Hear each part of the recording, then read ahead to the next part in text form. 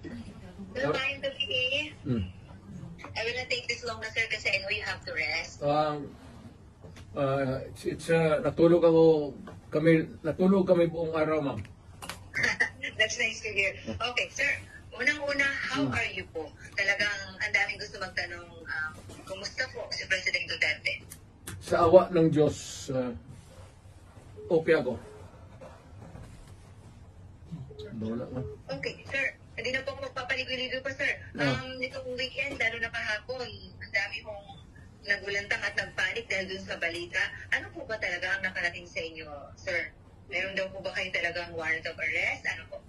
Alam mo, ma'am, what is circulating in the city of Manila, it's almost the same that's being bruited around dito because of the, communications. Very easy.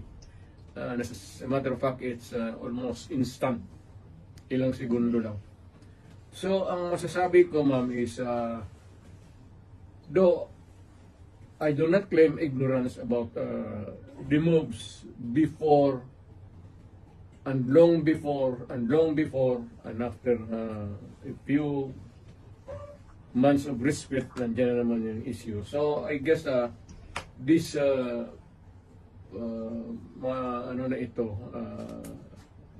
issues, I would call them, would hound me until the dying days of my life. Okay. So, ano to, sir? So, they won't really stop? Again? So, talagang hindi sila titigil, sir? No, as I remain,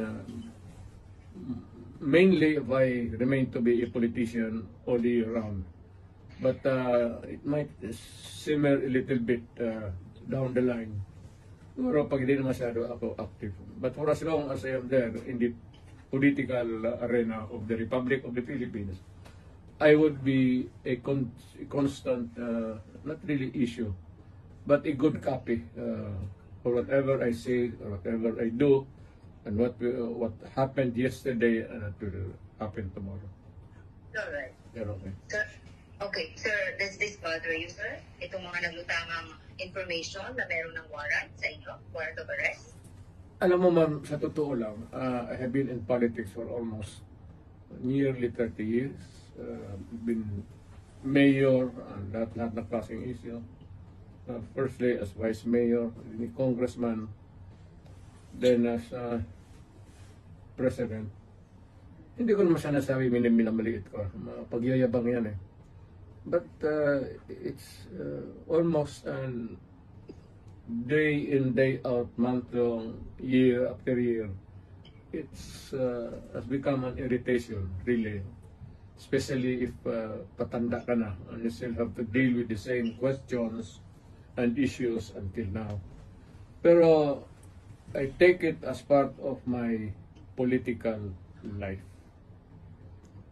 Kasi nandiyan early on, nagpasok ako sa gobyerno as a prosecutor that verily as early as ilang taon lang, pumasok na ako sa politika. Okay. Sir, kung sakali nga po na meron at kayo ay pasokan po, will you appear? Again, no. If ever na meron nga po talaga, kung talagang totoo nga itong warrant of arrest ng mga lumutang, kung sakaling meron nga talaga, what's your plan po? Will you appear kung sakaling pasokan po kayo, sir?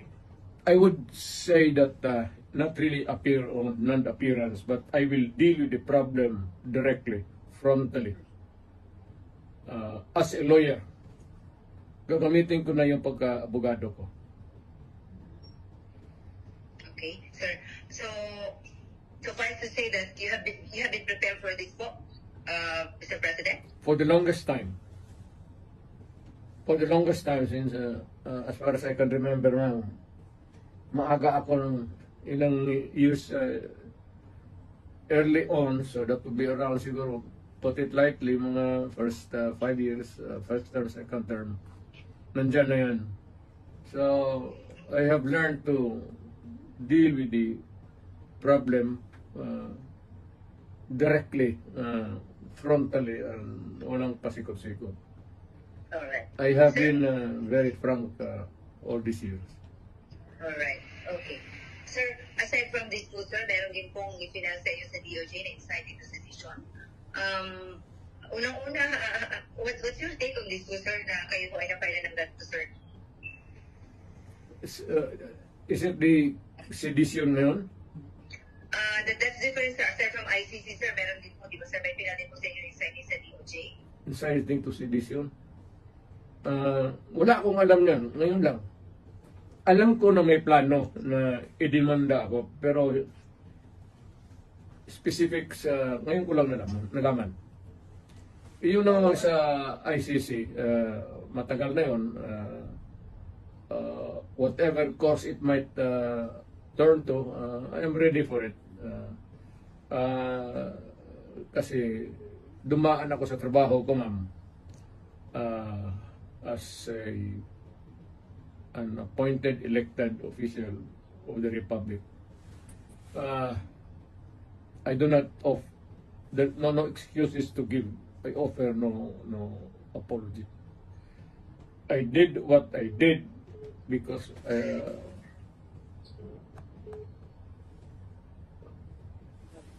Okay. Next, sir. to continue, I said I did what I had to do. Kasi trabaho ko at ginawa ko. Whether or not it would run me down or push me up, it's too early and it was history to make the accurate count. Wala ako. I do not want to judge myself except that I answer the problem, the questions, whenever it crops up. Alright. Okay. Sir, amidst all these, issues about your, the arrest warrant po ng ICC, pinag-uusapan din mo ngayon, syempre, yung impeachment po ni VP. Is it true that are you really going to join his defense panel, Mr. President? In her, rather, defense counsel po. In her defense team. Yes. Still join, sir? Yes. Pero you want the defense, the lead counsel anymore, sir? Well, I will deal with the multiple problems as they come along, and there will be a lot of them. But the basic issues remain the same. Alright. Sir, nakapag-usap na po kayo ni VP? She was beside me a few minutes ago, after dinner. Alright, it's good to hear you had dinner together. Sir, ano pong pinayo niyo sa kanya, sir? If there's any po. Na pag nawala ako sa political scene, either natanggal ako o namatay ako or whatever, for any reason, sabi ko sa kanya, hiningi ko na sa Pilipinas na tulungan ka pagdating ng panahon mo. At tumakbo ka ng presidente.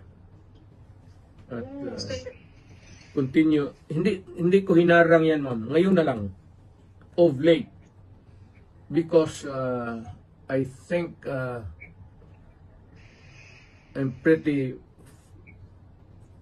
with this kind of problem pa ulit-ulit. Sabi ko, sige, sundin mo na. And for all the unanswered issues, ikaw na ang patuloy ng sumagot. At kung mapresidente ka man, sundin mo lang yung style ko. At okay ka. Huwag kang matakot, sabi ko, makulong ka. So did you say sundin ang style mo? Oo. Ano particular, sir, ang style ni PRRD ang gusto niyo makuha po ni VP Sara para mag-think okay talaga? You cannot change the Philippines overnight into a trouble-free country. But you can minimize the misery of the people in the hands of the oppressors and the criminals and all. Pwede mo na rin patayin lahat para isang hearing na naman. Sir, kaya yung mga ganyang salita mo, sir, kaya Ah. Anyway, sir, Tama sir, yan. napag-usapan niyo ba ni Dito yung about sa kanyang impeachment, sir? Hindi.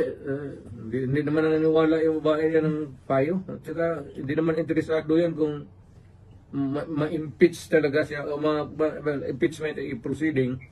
The trial itself, you should not worry a bit. I don't know, but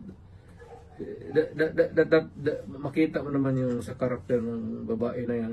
It's totally indifferent yung mga problema na yan. I mean, she can always respond. As always, she has been responding to me. Well, I can always transfer to a new life, a new beginning. Ganon yan siya eh. So, pagka ganon kausap po ang tao, hindi mo mabigyan ng payo. What for? Hindi naman nakikinig. Okay. Sir, what made you change your heart? Kasi alam namin nung una, lagi niyo pong dinidiscourage si Ma'am Inday na wag talagang tatakbo kasi you've been there. Alam niyo, ayaw niyo siyang mahirapan. What made you change your heart and mind and now you're convincing your daughter to run na po for president? Why the change of heart po? Para yung... Well, she truly loves her country. Dapat gawin niyang gawin. At this time, at this point in time, when paalis na ako at patanda na. At maybe soon, so sooner than expected, I will make my exit as a politician. And then how did she respond or what was her reply po to you, sir? I think si Inday has become a political animal. Kasi lolo niya kasi for the longest time, governor of Davao Province yung isa pa. Parang pumasok na sa subconscious level niya yung politika. Tapos ako, tagal ko siya. Okay. Sir, may I just go back po doon sa ICC? Nung pumutok po kaya ito kahapon, sinabi po ng Malacanang na nagre-ready po sila for any eventualities. Meron nga po ba dapat